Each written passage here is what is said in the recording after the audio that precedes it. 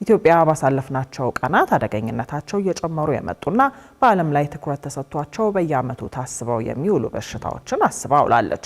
ጤና ሚኒስቴር ባሳለፍነው ሳምንት ባዘጋጃቸው የዓለም የኩላሊት ህመምና የአንጀት ካንሰር ቀናት በአሁኑ ወቅት ከሚመዘገበው የሞት ቁጥር ውስጥ 52 በመቶ የሚሆነው ተላላፊ ባልሆኑ በሽታዎች ምክንያት የሚከሰት ስለመሆኑም ጠቁመዋል። በዚህም በኢትዮጵያ ከ10 እስከ 15 በመቶ የሚሆነው የማህበረሰብ ክፍል በተለያየ የኩላሊት ህመም ላይ እንደሚገኝ በጥናት መረጋገጡንና በየዓመቱ ከ6000 በላይ ሰዎች በአንጀት ካንሰር እየተጠቁ እንደሚገኙ ነው የተነገረው። በእነዚህ አሳሳቢ በተባሉ በሽታዎች ላይ የተሰጡ ማሳሰቢያዎችን በትኩረት ልንቃኛቸው ወደናል። ሰላማዊት ጌታሰው ተጨማሪ አላት። የጤና ሚኒስቴር ባሳለፍነው ሳምንት ባዘጋጀው የዓለም የኩላሊት ህመምና የአንጀት ካንሰር ቀናት የተለያዩ ግንዛቤዎችን በማስጨበጥና የበሽታዎችን ምርመራ በማድረግ አክብሮ ነበር። በእነዚህ መርሃ ግብሮችም በሀገሪቱ ተላላፊ ያልሆኑ በሽታዎች ከጊዜ ወደ ጊዜ ቁጥራቸው በከፍተኛ ደረጃ እየጨመረ መሆኑ የተነገረ ሲሆን በአሁኑ ወቅት ከሚመዘገበው የሞት ቁጥር ውስጥ 52 በመቶ የሚሆነው ተላላፊ ባልሆኑ በሽታዎች ምክንያት የሚከሰት ስለመሆኑም ተጠቁሟል። ከእነዚህ በሽታዎች በሀገሪቱ ከ10 እስከ 15 በመቶ የሚሆነውን የማህበረሰብ ክፍል እያጠቃ የሚገኘውን የኩላሊት ህመም ብንመለከት ካለፈው 10 ዓመት ጀምሮ አጋላጭ ሁኔታዎቹ እየጨመሩ መሆኑ ተገልጿል። እንዲሁም በኢትዮጵያ የኩላሊት ህመምተኞች ቁጥር በከፍተኛ ሁኔታ እየጨመረ እንደሚገኝ ነው የዓለም የኩላሊት ቀንን በማስመልከት በተዘጋጀው መርሃ ግብር ላይ የተነገረው። ከጊዜ ወደ ጊዜ እየጨመረ ያለውን የኩላሊት ህመም አስቀድሞ ለመከላከል አስቸጋሪ ካደረጉት ሁኔታዎች አንዱ ኩላሊት ስራውን እስኪያቆም ድረስ ምንም አይነት ምልክት ሊያሳይ አለመቻሉ እንደሆነም ይነሳል። ታዲያ ይህን በዝምታ ገዳይ የተባለለትን በሽታ ከ7 ዓመታት በላይ እየታገሉት ያሉት በኃይሉ ረና በሽታውን በጊዜ አለማወቃቸው ዋጋ እንዳስከፈላቸው ይናገራሉ። ህክምና ቦታ ሲሄድ የጨጓራ ባክቴሪያ ነው እየተባለ ነበር መድኃኒት የሚሰጠኝ። 5 ወር 6 ወር ሪሊፍ አገኛለሁ። ከዛ በኋላ ደግሞ ተመልሶ ይመጣል እና እንደዛ 5 ጊዜ ነው 6 ጊዜ ካረኩ በኋላ ሪፈር ተባልኩኝ ወደ ቤተል ሆስፒታል። ቤተል ሆስፒታል ሲሄድ ሁለቱም ኩላሊቶቼ ፌል አድርገዋል። እኔ ሲጀምረኝ የስኳር ህመምተኛ ነበርኩኝ። የስኳር ህመም እንዳለብኝ አላቅም። ሳልታመም በፊት ምርመራ አድርጌ ቢሆን ኖሮ ስኳሩን ማውቀዋለሁ። ስኳሩም ሳይሄድ ማስተካከል ይችል ነበር።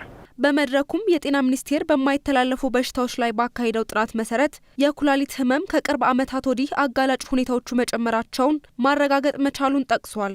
የማህበረሰቡ የኑሮ ዘይቤ፣ ያለ ሐኪም ትዕዛዝ የሚወሰዱ መድኃኒቶች፣ የህክምና ምርመራ በጊዜ አለማድረግና ሌሎች ምክንያቶች ለዚህ ቁጥር መጨመር ምክንያት መሆናቸውን ነው ሚኒስቴሩ የሚገልጸው።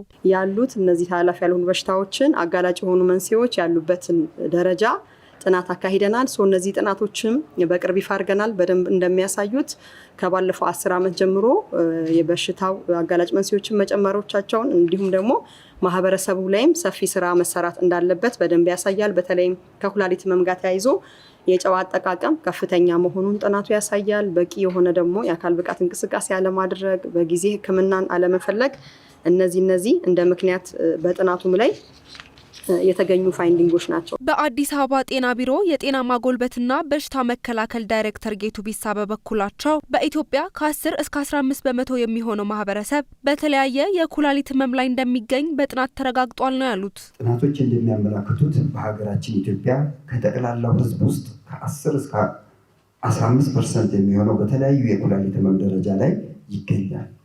በተለይም እዚህ አዲስ አበባ ውስጥ የምናየው የአኗኗር ዘይቤ ለውጥ፣ የአካል ብቃት እንቅስቃሴ ማነስና የአመጋገብ ስርዓት መዛባት በሽታው በከፍተኛ ሁኔታ እንዲሰራጭ አድርጎታል።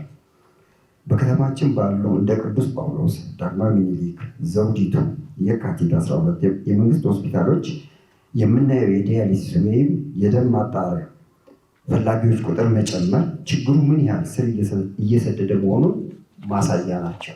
ሌላኛው በዚሁ ባገባደድነው ሳምንት የዓለም የአንጀት ካንሰር ቀን የተከበረ ሲሆን በዚሁ መርሃ ግብር ላይም በኢትዮጵያ ከ6000 በላይ ሰዎች በየዓመቱ በበሽታው እየተጠቁ እንደሚገኙ ተነግሯል። ወንዶችን ከሚያጠቁ የካንሰር አይነቶች መካከል የአንጀት ካንሰር ቀዳሚ ነው የሚሉት የጥቁር አንበሳ ሆስፒታል ዋና ስራ አስፈጻሚ ዶክተር ብርሃኑ ሰንደቅ በሀገሪቱ ያለው የታካሚዎች ቁጥር ቀላል የሚባል አለመሆኑን ያነሳሉ። የኮሎሬክታል ካንሰር እንደምታውቁት ዓለማችን በየዓመቱ 1 ሚሊዮን የሚጠጉ በህመሙ የሚጠቁ ሲሆን ሀገራችንም ጋር በምንሄድበት ጊዜ ከ6000 በላይ እንግዲህ ወደ ተቋማት የመጡት ቁጥሮች ነው። ይሄኛው ግን አክቹዋል ቁጥሩ ከዚህ የበለጠ ሊሆን ይችላል ማለት ነው። ከዚህም ውስጥ ከወንዶቹ ከካንሰር በሽታዎች መሪ ሲሆን በሴቶቹ ጋር ግን ከሰርቫይካል ካንሰር እና የጡት ካንሰር በመቀጠል አደጋ የሚያደርስ በሽታ ነው። በዚሁ መድረክ ላይ ስለ በሽታው መንስኤዎች በሰፊው የተነሳ ሲሆን ከእነዚህም ውስጥ ከፍተኛ ክብደትን ጨምሮ የሲጋራ፣ አልኮልና የጫት ሱስ ዋነኛ መንስኤ መሆናቸው እንዲሁም በቤተሰብ የሚተላለፍ መሆኑም ተጠቁሟል። በቤተሰብ የመተላለፍ ባህሪ ያለው ከቤተሰብ ጋር የሚተላለፈውን ግምት ውስጥ ማስገባት ከዛ በተደጋጋሚ ለአብዛኛው የካንሰርና ሌሎችም ተላላፊ ያልሆኑ በሽታዎች ሪስክ ፋክተር የምንላቸው ሲጋራ ማጤስ፣ አልኮል መጠጣት፣ ከፍ ያለ ውፍረትና አመጋገብ ተደጋጋሚ ችግሮች ናቸው። የጥቁር አንበሳ ሆስፒታል የትልቁ አንጀት ቀዶ ሕክምና ሰብ ስፔሻሊስት የሆኑት ዶክተር ብርሃኑ ቆጥሶ በበኩላቸው አብዛኛውን ጊዜ ህብረተሰቡ የአንጀት ካንሰር ምልክቶችን ከጥገኛ የሆድ ውስጥ ትላትል ጋር በማዛመድ በተገቢው ሰዓት ወደ ሕክምና መምጣት አለመቻሉን አንስተው ግንዛቤ መፍጠር ስራ ተጠናክሮ ሊሰራ ይገባል ብለዋል።